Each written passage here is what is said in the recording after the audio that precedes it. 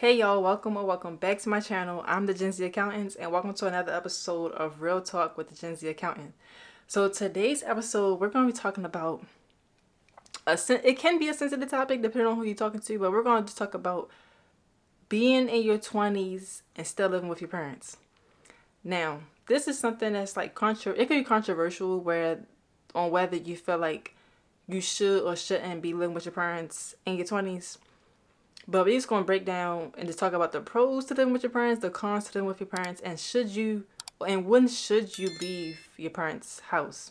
So I'm 25 right now, and I still live with my parents for financial reasons and just for just the trajectory of me just trying to figure out exactly what I want to do with my life. And I feel like it's the best thing that I could have did, honestly, because I'm not just throwing myself out there into the world and just, having to feel like a struggle and a pressure to make money just to pay my bills. And I feel like too sometimes we rush out to live on your own because you just want the freedom to just do whatever you want to do and stuff like that. And but honestly, living at home, it gives you like less pressure to have to like do anything just to make some money. So I'm definitely grateful for that. The fact that I'm able to have a home that I can come to, my parent, and live there. Not free, of course. I'll contribute to the house, but it's just like it just lessens the pressure. And me personally, I have a good relationship with my parents, so it's like I understand why someone would want to like get out as soon as possible because they don't have a good relationship. But I have a healthy relationship with my parents. We have boundaries that we both respect. I respect their rules and their boundaries, and she respects mine. So, um, yeah, I feel like it's just like it just makes sense for me to live with my parent because of my situation, my life situation, and just like I said, not wanting to feel like I gotta just do any type of job to pay bills. It gives me like the creative flow to really figure out what exactly I want to do with my life before just jumping out there and going full fledged into like adulthood and stuff. Of course, I am an adult because I'm 25, but it's just like I hope you get what I'm saying. Like the great thing about having a family and having parents that love and care about you is that it's to give you like a cushion and just like a safety net to be able to really do what you want to do in life. When at a young age you're forced to, go full fledged into the workforce and the work field, you miss the opportunity to really find who you are because you're just poured because the stresses of life is just pouring onto you, bills, inflation, you could lose your job, whatever type of thing. You know what I'm saying? Like that's just poured onto you kids if you have a kid early on.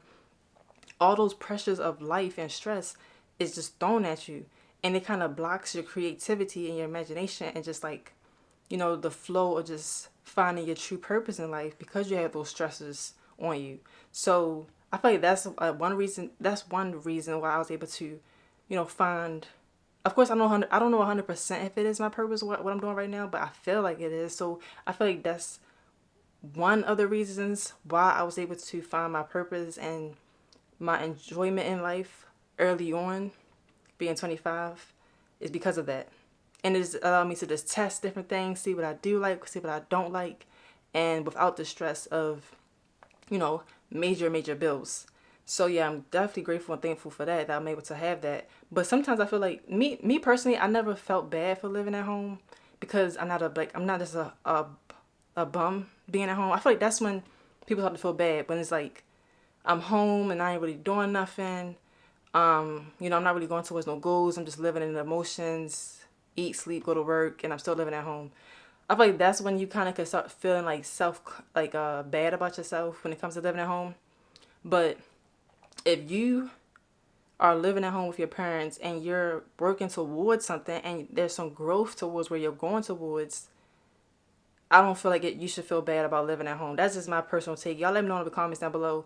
Do you feel like, no, it don't matter, 18, you're out of here, you need to be on your own? Or do you feel like you agree that being at home with your parents is a positive thing? Like it shouldn't be looked at as a negative.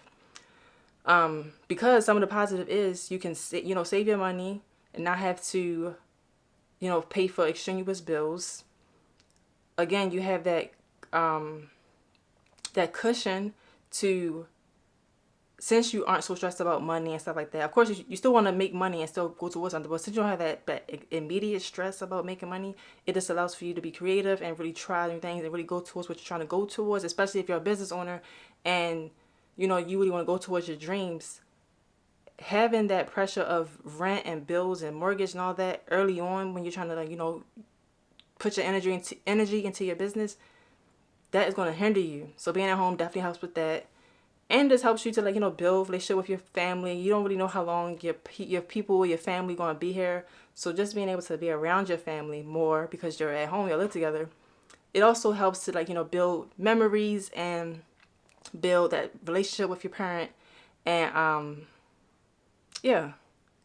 So that's like some of the pros to it. Now, yes, there are some beautiful pros to living at home because you get to save money, like I said, build a relationship with your parent, have less stress. But there do come a time where staying at home with your parents can be a hindrance and a crutch to you and your growth and, excelling in life. For example, if you are living at home, because I say you living at home because, you can't afford to be out on your own. But you're still living at home making poor financial decisions while living at home, such as like going out all the time, spending all your money, not saving, just ordering stuff. That's one of the times when it becomes an issue if you staying at home, because it's like, why are you home? What are you here for? Just to be like on cruise control and just not trying to excel and become a better person and make yourself be able to live and survive on your own? Because with you doing those type of habits, those type of decisions, you're going to be a basement warrior. And no one wants to be a basement warrior. No one wants to be 30, 35, 40, 30, 35, 40, still living with their parents. They don't. No one wants to. Of course, since life happens and you may have to come back to your parents' house, and there's no issue with that as long as you have a nice solid plan to getting out of your parents' house eventually. But no one should want to be forced to live with their parent and just leeching off of your parent. It becomes a time when you're now leeching. You're not using this as an opportunity to help you to get to where you're trying to go to. You're using your parents. And that's not right, because especially if you have a healthy, parent, a parent with a healthy mindset, they want to help you, Most parents want to see their child do better than what they are doing in life. So typically they won't have an issue with you being home with them. But when you're someone who just eating up all the food, you're not contributing to the house in no form and fashion. And if you don't have money to contribute, you can contribute in other ways. Like you can, let's say if your parent buy the food or make the food, you can wash the dishes, or you can take the trash out, or you can clean up. It's other ways you can contribute to the house, because as long as you're showing gratitude and that you appreciate your parent for doing what they're doing, then a healthy parent wouldn't have an issue with you not being able to financially contribute to them. Again, it's just when you start to show signs of you're leeching and you're not doing nothing to become a better person, that's when I feel like that's when it starts to be like a clash between the child and the parent. But yeah, don't use being at your parents' house, living with your parent, as a crutch to keep you complacent and not becoming a better person. Especially if you're young and you don't have any kids and you just have to, find your avenue of how you're going to live life. This is the perfect time to take advantage of living with your parent. I would tell any person who has a safe environment of being home, use this to your advantage. Literally, this is probably going to be the easiest your life is going to ever be in life. Because once you're out there on your own and you got to survive, no one's going to be there to save you. You're going to have to figure out, things on your own. Well, for the most part, no one's going to be out there to save you. Some people, your parent may come and save you, but for the most part, no one's going to be out there to save you. So use living with your parent as a time to just go full-fledged on whatever it is you're trying to do in life, especially if you're trying to build a business. Use it to your advantage and actually show some progression in whatever you're doing. Outside of people maybe saying stuff that like, oh, you shouldn't be living with your parents, or you too old. Mentally, I feel like, especially with social media being a big thing and with people just, with certain people excelling in life faster than the average, seeing stuff on social media can make you feel like, dang, I'm 25. I should really be like, I should have a whole house at this point. I should have a stable career. I should have a family. But you got to realize too that like not everyone's going to have the same trajectory in life or the same journey or path in life. Just because that person on social media was able to get 100,000 in a month and buy all these lavish things and live a certain life, that's for them, not for you. You need to, of course, you can use that as like motivation to keep you going, but don't compare yourself to that person's life, especially if you know you're doing what you're supposed to be doing, such as like reaching your goals or setting goals and saving your money and saying no to going out because you know that you need to be saving your money. As long as you know that you're doing the things you need to do, that shouldn't make you feel less than of a person because you still living at your family house, so you probably could barely pay for food or whatever. Your value and yourself and your life should be found from yourself and what you want your life to be. Because and another thing too, not everybody wants to have this huge, big, lavish life. Some people want to have a life of, having a nice single family home, a nice car, they can go on vacation a few times. That's like their dream and goals. So I feel like to not compare yourself to other people, you need to know what you want in life. Not what you see someone else have and it make you think that's what you should want. Kind of like that American dream type of mentality of like, oh, you gotta have the nice white picket fence and the 2 kids and all that type of thing. Like, no. If that's not what you want to have in life, then that's just not what you want, and that's okay.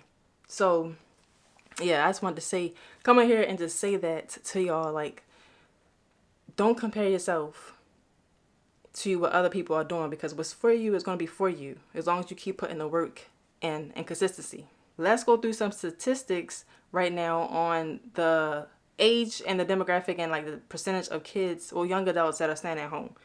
So there was a study done with the Harris poll for Bloomberg, and according to a survey that they did, 45% of people ages 18 to 29 are living at home with their families. This is the highest figure since the 1940s. So you can see that people are waiting longer to actually leave outside their family's home and start their life and their careers and stuff like that. It could be because of factors such as inflation, because rent is going up, food is going up, people aren't getting paid wages that will be able to have you that will have you live a life that you want. So y'all let me know down below in the comments, why do y'all feel like the percentage of people staying home is increasing versus not? Now let's talk about when exactly should you leave your parents' home. So how do you go from living with your parents to now being out on your own?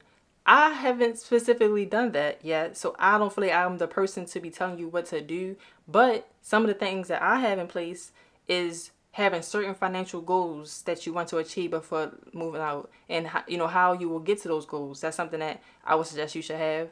Some type of metric of showing that, okay, if I move out, I will be able to be stable and I won't, and in a way where I won't have to move back with my parent.